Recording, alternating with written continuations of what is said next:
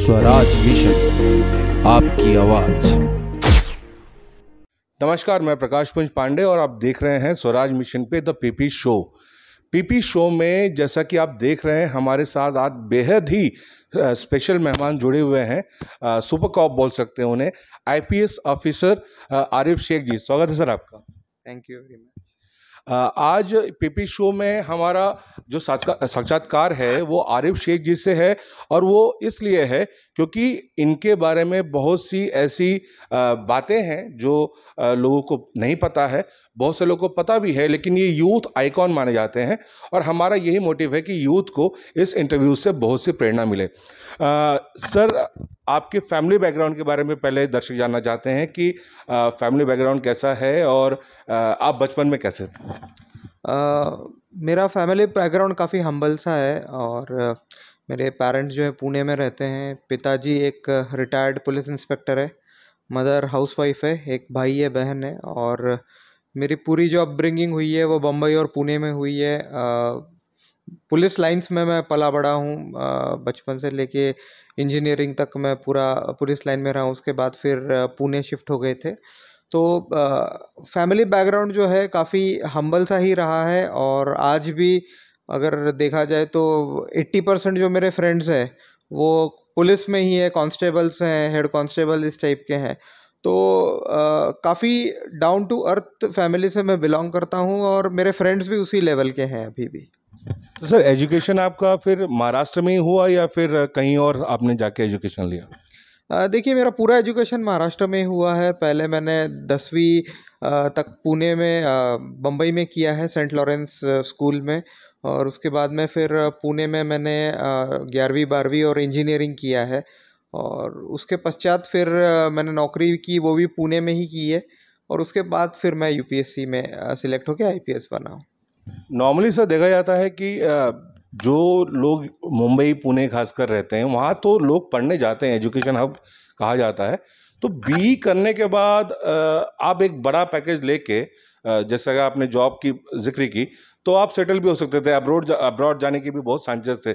लेकिन पुलिस सेवा में आने का, पुलिस विभाग में आने का क्या आपका प्रेरणा बना? जैसे कि मैंने कहा कि पिताजी पुलिस में थे, तो बचपन से ही एक हमको कहा जाता था कि एक ऑफिसर टाइप क्वालिटीज़ आप में होनी चाहिए। आपको मतलब अच्छे कपड़े पहनने चाहिए, बाल सेट होने चाहिए। पिताजी का काफ़ी उसमें फोकस रहता था।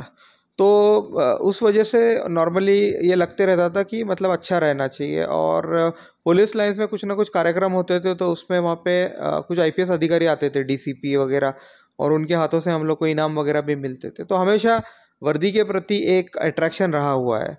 और इंजीनियरिंग करने के पश्चात भी मेरा यही रुझान था कि मैं यूपीएससी दूंगा ही, क्योंकि इंजीनियर लोग ज़्यादा सक्सेसफुल होते हैं यूपीएससी में। तो एक ट्रेंड को भांपते हुए मैंने भी सोचा कि इंजीनियरिंग कर लेते हैं ताकि मुझे फ़ायदा हो यूपीएससी में।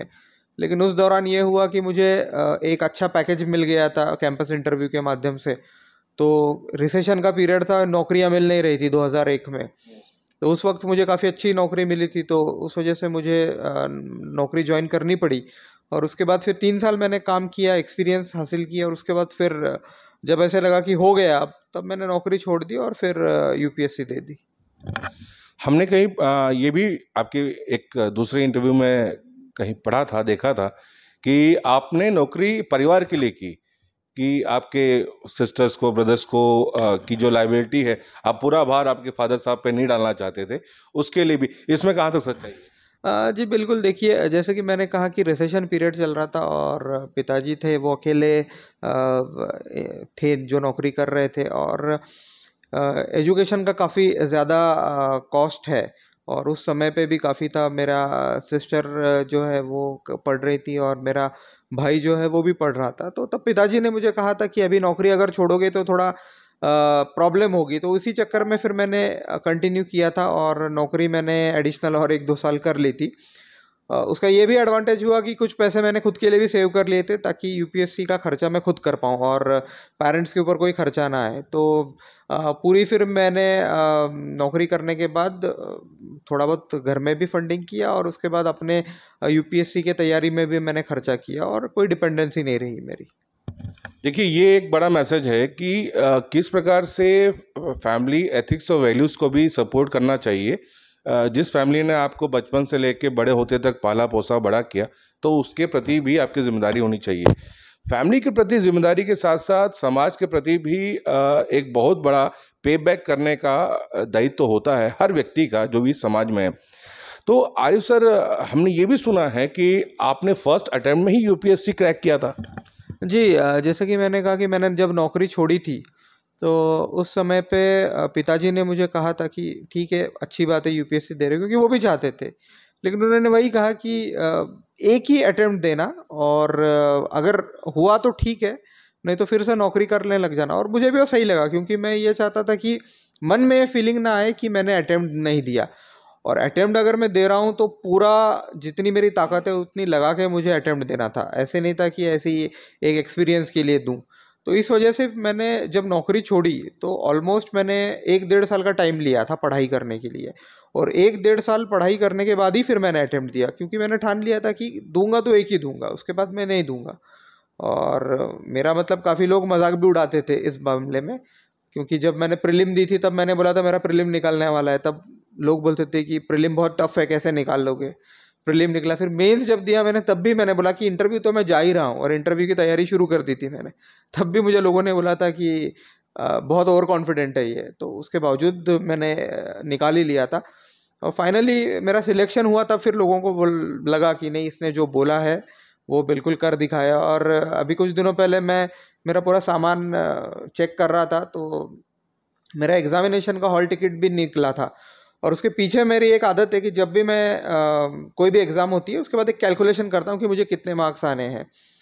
तो मैंने मेरे वाइफ को दिखाया था कि मैंने 1153 1053 मार्क्स निकाले थे मेंस के आएंगे, और मुझे 1102 मार्क मिले थे, तो 8 मार्क मुझे ज़्यादा ही मिले थे। तो मैंने उसको वही बताया कि मेरा इतना सटीक प्रेडिक्शन था। बिल्कुल, अगर आपकी मेहनत सटीक रहेगी तो यकीनन आपका प्रेडिक्शन सटीक रहेगा, और जो उसका प्रतिफल आता है वो भी ऑलमोस्ट सटीक सटीक ही होता है। इंटरव्यू के दूसरे चरण में हम कुछ ऐसी बातों पे चर्चा करेंगे आरिफ शेख साहब से कि उनका जो, अब उन्होंने वाइफ की बात की कि वाइफ को वो एक पुराना डॉक्यूमेंट दिखा रहे थे। कैसा लगता है कि एक ही घर में आईपीएस और आईएएस, क्योंकि ये एक सपना होता है आम आदमी का। नॉर्मली जब हम बचपन से पले बड़े होते हैं तो एक सिखाया जाता है कि आईएएस बनो, आईपीएस बनो, लेकिन एक घर में आईएएस और आईपीएस, ये अनुभव कैसा रहता है? देखिए, मतलब घर में तो सब नॉर्मल ही रहता है, और हम लोग का एक पहले से ही एक सिद्धांत है कि घर में कोई प्रोफेशनल इश्यूज हम लोग डिस्कस नहीं करते। ना वो कुछ बोलती है, ना कुछ मैं बोलता हूँ। हमारे जब भी प्रोफेशनल इश्यूज रहते हैं हम लोग मतलब अलग अलग ही उसको डील करते हैं। तो घर में तो एकदम नॉर्मल सा माहौल रहता है, और कभी ऐसे इस बारे में कभी चर्चा नहीं होती। हाँ, लेकिन कब जब भी ज़रूरत पड़ती है एक दूसरे की, तो बिल्कुल हम लोग सपोर्ट करते हैं एक दूसरे को। तो आपकी जो शादी हुई वो पारिवारिक परंपरा के हिसाब से अरेंज मैरिज हुई, या वो आपका सिलेक्शन था? नहीं, मतलब हम लोग प्रिपरेशन के दौरान ही एक दूसरे को जानते थे। जब मैंने इंटरव्यू दिया था तो वो भी इंटरव्यू में थी, तो लेकिन उनका सिलेक्शन नहीं हुआ था तभी। और तो हमारे मतलब जान पहचान थी, और जब सिलेक्शन हुआ तब we knew we are going to marry each other, तो वो एकदम स्मूथली हो गया। उसमें से कुछ ना तो ऐसे उसको लव मैरिज बोलेंगे, ना अरेंज मैरिज बोलेंगे, लव कम अरेंज मैरिज थी हमारी। इसको एक अंडरस्टैंडिंग मैरिज भी कहा जा सकता है कि आप मिले, पसंद आए, और बस उसको आगे आपने डिसाइड कर लिया कि अब जीवन बस साथ निभाना है। और साथ की बात आई तो कई बार ऐसे ज़िंदगी में उतार चढ़ाव आते हैं जब हमें लगता है कि अब हम एक शून्य की तरह बढ़ रहे हैं, या फिर हमें कोई रास्ते नहीं दिखते हैं। कभी ऐसी कोई सिचुएशन आई आपके साथ? देखिए, लाइफ में हमेशा ऐसी सिचुएशंस आती ही रहती हैं, और मतलब हमारा लाइफ जो है वो स्ट्रगल से ही भरा है होता है, क्योंकि जब तक अप डाउन नहीं होते तब तक हम लोग ज़िंदा रह भी नहीं सकते। और हमेशा जो है लाइफ में आपको एक ऐसा सिचुएशन आएगा कि आपको लगेगा कि ये आपकी सबसे बड़ी समस्या है, और इसके बाद मतलब इसके इतनी बड़ी कोई समस्या है ही नहीं है। लेकिन अगर आप धैर्य से उस समस्या को अगर लड़ोगे उससे, और पेशेंट आप रहोगे, तो वो ऑटोमेटिकली समस्या जो है कुछ समय बाद कम हो जाती है और आप आगे बढ़ते हो। उसके बाद फिर से कोई नई समस्या आएगी। तो जीवन में ये उतार चढ़ाव जो है वो निरंतर बने रहते हैं, और मुझे लगता है कि उसका एक ही सॉल्यूशन है कि उसको फेस करो और उसको बहुत अच्छे तरीके से फेस करो, अपनी जितनी ताकत है उतनी उसमें लगाओ, तभी मुझे लगता है कि कोई हल निकलता है। क्योंकि ऊपर वाला भी देखते रहता है, आपकी परीक्षा लेते रहता है कि इसका एटीट्यूड क्या है। अगर डिफिकल्टी आती है तो ऊपर वाला आपको एटीट्यूड देता है। बेसिकली सफलता तो आप खुद ही अर्जित करते हो, लेकिन वो एटीट्यूड बहुत इंपॉर्टेंट है, और मुझे लगता है कि ऐसे समस्याओं में एटीट्यूड आपका सबसे ज़्यादा मायने रखता है। आपने एक बड़ा इम्पोर्टेंट शब्द का जिक्र किया आरिफ सी, एटीट्यूड। एटीट्यूड का लोग मतलब जो निकालते हैं वो शायद कुछ ईगो टर्म में लेते हैं, पर बहुत से लोगों को ये नहीं पता है कि एटीट्यूड का मतलब नज़रिया होता है जिसकी आप बात कर रहे हैं। पॉजिटिव हुआ तो पॉजिटिव रिजल्ट आएगा, और निगेटिव हुआ तो रेस्ट इन पीस। लेकिन ये एटीट्यूड समय के साथ डेवलप होता है या एटीट्यूड ये इनबिल्ट होता है? देखिए, अपनी अपब्रिंगिंग बहुत मायने रखती है, लेकिन मुझे लगता है कि कहीं ना कहीं इंसान के अंदर एक भावना होती है, वो कहीं ना कहीं जगने की आवश्यकता होती है। मैं जैसे आपको बता रहा हूँ कि यूपीएससी करने के दौरान ही ऐसे बहुत सारे टाइम आया था कि डिप्रेशन में आ जाते हैं हम लोग, कि आपका टाइम वेस्ट हो जाता है, और टाइम वेस्ट होने के बाद क्योंकि कंपटीशन ऑल इंडिया लेवल पर और आपके पास उतना टाइम नहीं है, तो 4-5 दिन आपके वैसे ही वेस्ट हुए रहते हैं, डिप्रेशन में और 2 दिन वेस्ट हो जाते हैं। तो कहीं ना कहीं ऐसे बहुत बार सिचुएशन आती रहती है, तो लेकिन अपने आप को ऑटोमेटिकली कहीं ना कहीं वो एक आपका एक भाव होता है जो जाग जाता है, और मुझे लगता है कि कहीं ना कहीं ऊपर वाले की भी उसमें भावना होती है, आपकी बरकत होती है, उसकी वजह से ये चीज़ें आते रहती है। तो मुझे लगता है कि कहीं ना कहीं ये आपका हार्ड वर्क, आपको ऊपर वाला कितना नवाजता है वो, उसके बाद में आपका अपब्रिंगिंग, ये सब कुल मिला के मिक्स अगर जब होता है तो एटीट्यूड रिफ्लेक्ट होता है उसमें। बिल्कुल, और एटीट्यूड ही ज़िंदगी में आगे बढ़ने के लिए अनिवार्य एंड कंपल्शन है। और एटीट्यूड के साथ साथ, जैसे कि आरिफ सर ने कहा, कि धैर्य, पेशेंस बहुत ज़रूरी है लाइफ में। आगे बढ़ते हैं इस एपिसोड के, इस इंटरव्यू के दूसरे चरण में, कि नॉर्मली पूरी दुनिया पिछले 2 साल से कोविड में बहुत सफ़र की, और इस कोविड के दौर में खासकर महिलाओं ने बहुत सफ़र किया है। ऐसे कई सारे केसेस भी सामने आए, और आप तो जिस डिपार्टमेंट में हैं वहाँ प्रातः ये ऐसे केसेस आते रहते हैं। आपने एक अभियान छेड़ा था, चुप्पी तोड़ो, उसके बारे में दर्शकों को ज़रा बताएं। 2020 में जब कोविड की फर्स्ट वेव आई थी, उस टाइम पे पूरा नया सिचुएशन थी। मतलब कुछ आइडिया नहीं था पुलिसिंग भी कैसे करेंगे हम लोग, क्योंकि नॉर्मली पुलिसिंग होती है जब हम लोग फील्ड पे उतरते हैं, पेट्रोलिंग करते हैं, कंटिन्यूसली 24/7 अवेलेबल होते हैं। कोई भी अगर कंप्लेनेंट थाने में आ जाता है, इन्फॉर्म कर देता है। महिलाएं जो प्रताड़ित होते रहते डोमेस्टिक वायलेंस में, जो कि शिक्षित नहीं है, जिनको सोशल मीडिया का एक्सेस नहीं, वो नॉर्मली थाने में आकर शिकायत करती हैं। तो उस दौरान ये सामने आया है कि टोटली महिलाओं के संबंधित जो शिकायतें हैं वो सामने आ भी नहीं रही थी, और लगातार फिर अलग अलग माध्यमों से पता चल रहा था कि वायलेंस बहुत बढ़ रहा है। और ये रिसर्च भी एक हुआ था उस दौरान, उसमें भी ये बात सामने आई थी कि डोमेस्टिक वायलेंस काफ़ी चरम पर था उस दौरान। तो इसके बहुत सारे कारण थे। एक तो कंटिन्यूसली लॉक्ड रहते थे, पति पत्नी आमने सामने रहते थे, तो उसमें भी अपना गुस्सा निकालना, कुछ शराबी लोग होते थे, शराब नहीं मिलती थी उसके वजह से, या फिर छोटी छोटी चीज़ एस्केलेट हो जाती थी, उसके वजह से मारपीट वगैरह होते रहती थी। तो इसमें नॉर्मली पुलिस जो है प्रोएक्टिव अप्रोच ही अपनाती है। जब कोई घटना होती है उसके बाद पुलिस पहुंचती है और फिर आगे की कार्रवाई करती है। तो हमने इसमें एक प्रोएक्टिव अप्रोच अपनाया था ये चुप्पी तोड़ अभियान के माध्यम से। इसमें हम लोगों ने 5 साल का सर्वे किया था। 5 साल की जितनी शिकायतें आई थी महिलाओं संबंधित, उन सभी का एक डेटाबेस बनाया था हम लोगों ने, और उन महिलाओं को हम लोगों ने प्रोएक्टिवली कॉल किया और उनसे पूछा कि आप ठीक है, लॉकडाउन के दौरान आपके कोई समस्या नहीं है, कुछ नहीं है। तो नॉर्मली महिलाएं तो हम लोग से ओपनली बोलती थी कि है समस्या नहीं है, लेकिन कभी कभी ऐसे होता था कि महिलाएं ओपनली बोल नहीं पाती थी क्योंकि उनके पति सामने रहते थे। तो हम लोगों ने फिर एक क्वेश्चनर निकाला था। क्वेश्चनर में हम लोग उनको बोलते थे सिर्फ आप यस नो बोलिए। तो हम लोग उनको यस नो के माध्यम से पूछते थे। कभी कभी उनके पति स्पीकर फोन पे ऑन करके बोलते थे बात, तो वो समझ में आता है स्पीकर फोन में। तो ऐसी सिचुएशन में हम लोग भाग जाते थे कि कुछ ना कुछ गड़बड़ है, तो हम लोग हमारी टीम भेज देते थे डायरेक्ट। तो हम लोगों ने काफ़ी अच्छे से उसमें कार्रवाई की और उसमें सोशल मीडिया का बहुत अच्छा हम लोगों ने यूज़ किया और वो काफ़ी चर्चित रहा। और उस दौरान हम लोग को पड़ोसी स्टेट्स थे, उधर की महिलाओं ने भी काफ़ी शिकायतें की थी। तो हम लोग संबंधित वहाँ पे जो स्टेट के जो डीजीपीज़ हैं उनको शिकायतें फॉरवर्ड की थी और उस पे संज्ञान भी लिया गया था।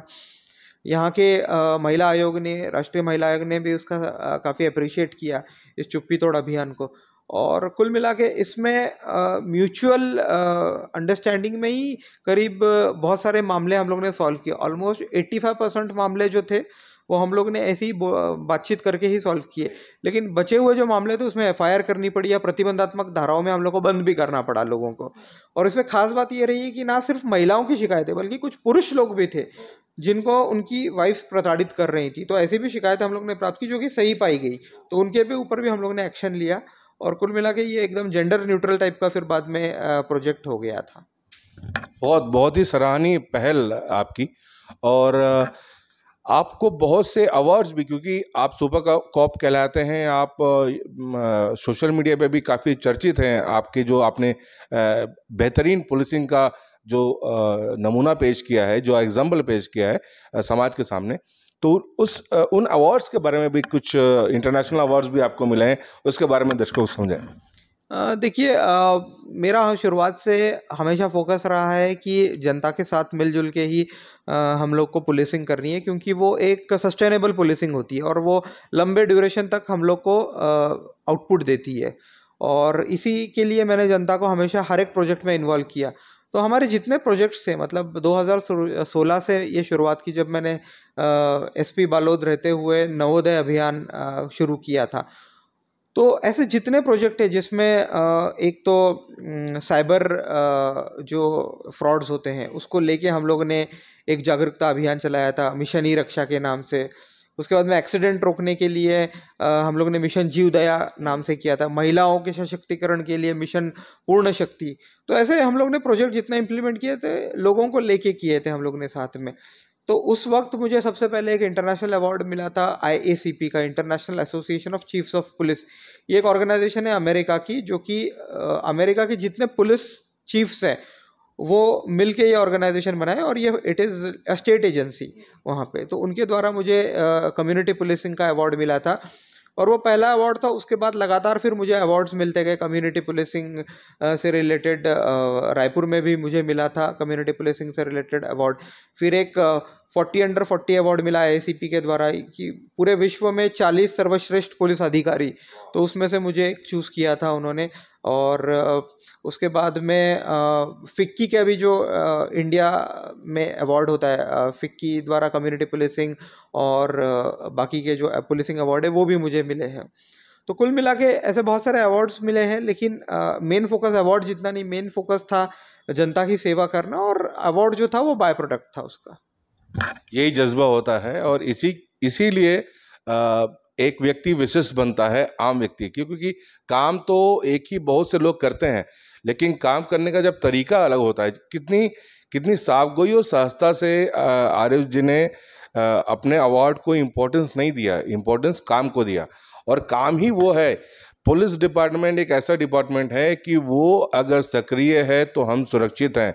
हम अपने घर में 30 त्यौहार मनाते हैं, वैकेशंस पे जाते हैं, लेकिन पुलिस आज 42 डिग्री टेम्परेचर में पुलिस अपना काम कर रही है।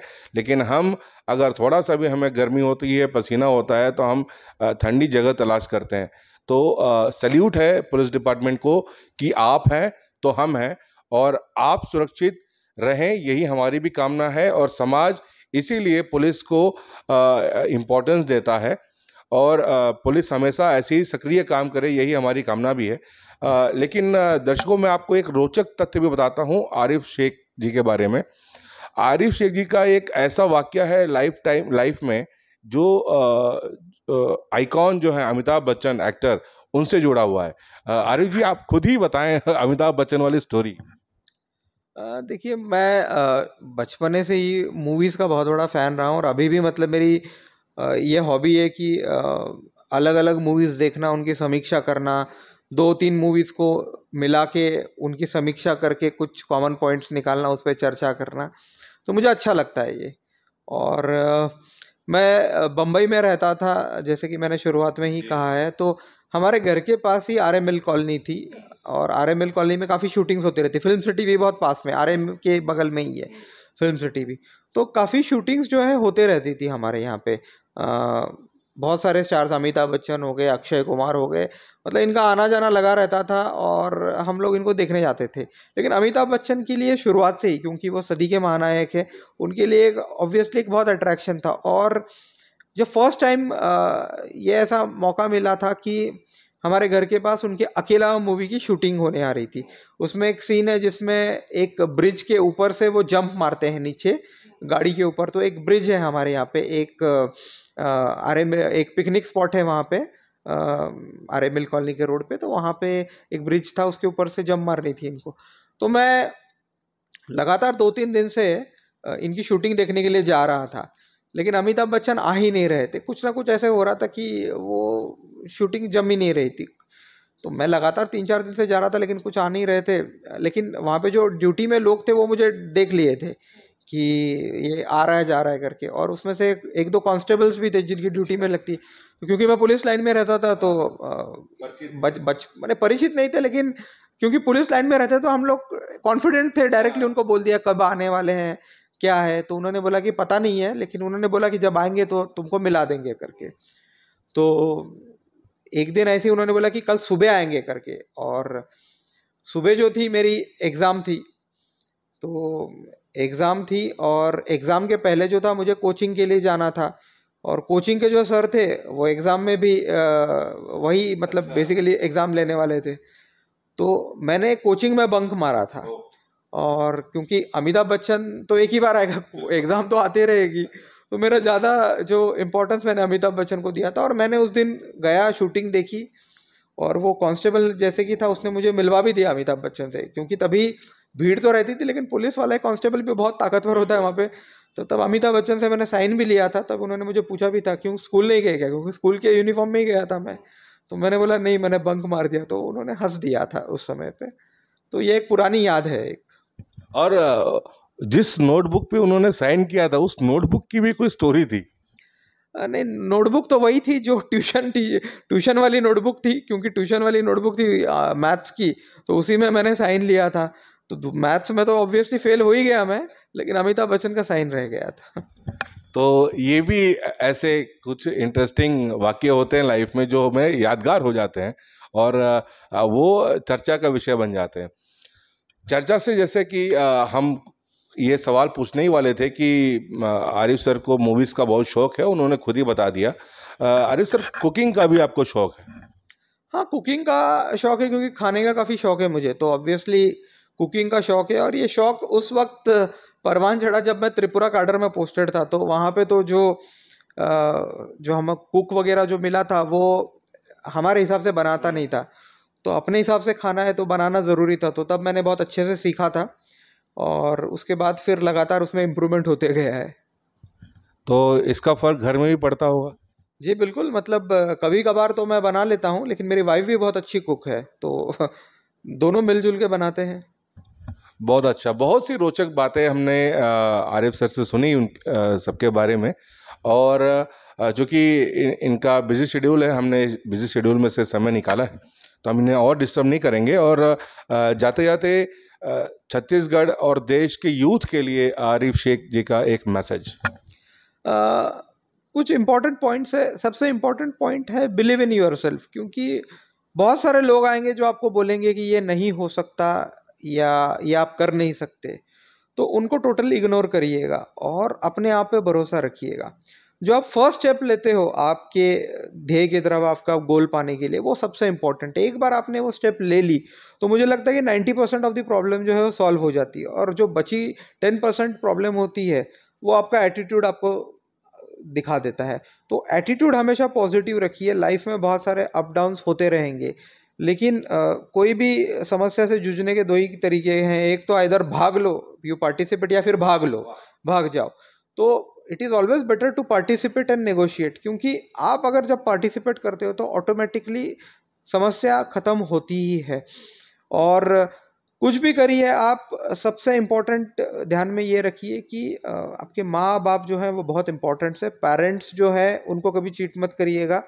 और उनका आशीर्वाद हमेशा आपके साथ रहना चाहिए, क्योंकि उनका अगर आशीर्वाद आपके साथ है तो मुझे लगता है कि दुनिया की कोई भी बड़ी समस्या है वो एकदम उसके सामने बौनी हो जाती है और आप हमेशा सक्सेस पा सकते हो। बिल्कुल, इसीलिए माता पिता को ईश्वर के भी ऊपर स्थान दिया गया है। उनका आशीर्वाद अगर आपके साथ है, आपका नज़रिया पॉजिटिव है, आप अगर फोकस्ड हैं, ऑप्टिमिस्टिक हैं और अगर फ्यूचर के बारे में हमेशा बेस्ट सोचते हैं, तो बहुत ही सुलझे हुए तरीके से आरिफ जी ने आपको समझाया कि या तो भाग लो या तो भाग लो। तो भाग लेना ही अच्छा है बजाय भागने के। तो ये बहुत सी रोचक बातें इस इंटरव्यू के माध्यम से समाज के सामने हमने लाने का प्रयत्न किया है। मुझे ये उम्मीद है कि बहुत से लोगों को इससे ज़रूर इंस्पिरेशन मिलेगी अपने उस हीरो से जो रियल लाइफ हीरो है, जिनके बारे में आज तक आपने बहुत सी बातें सुनी हैं। आज उनके इंटरव्यू के माध्यम से भी आप तक ये बातें पहुंच रही हैं। आरिफ सर, लास्ट में स्वराज मिशन के जब पीपी शो में जो भी अतिथि आते हैं हम उनसे अपनी पीपी शो के बारे में फीडबैक लेते हैं। कैसे देखते हैं आप इस शो को? नहीं, ये बहुत ही सकारात्मक शो है और इससे युवाओं को काफ़ी प्रेरणा मिलती है। तो मैं चाहूँगा कि ऐसे ही आप जो है कार्य करते रहें और युवाओं को इंस्पायर करते रहें। तो ये थे आरिफ शेख जी, आपने अपना कीमती समय में से निकाल के इस इंटरव्यू के लिए अपना वक्त दिया, उसके लिए बहुत बहुत धन्यवाद सर आपका। Thank you very much. तो नेक्स्ट एपिसोड में फिर ऐसे ही किसी विशिष्ट व्यक्ति के साथ हम आपसे रूबरू होंगे। तब तक के लिए देखते रहिए the PP show Swaraj mission. नमस्कार।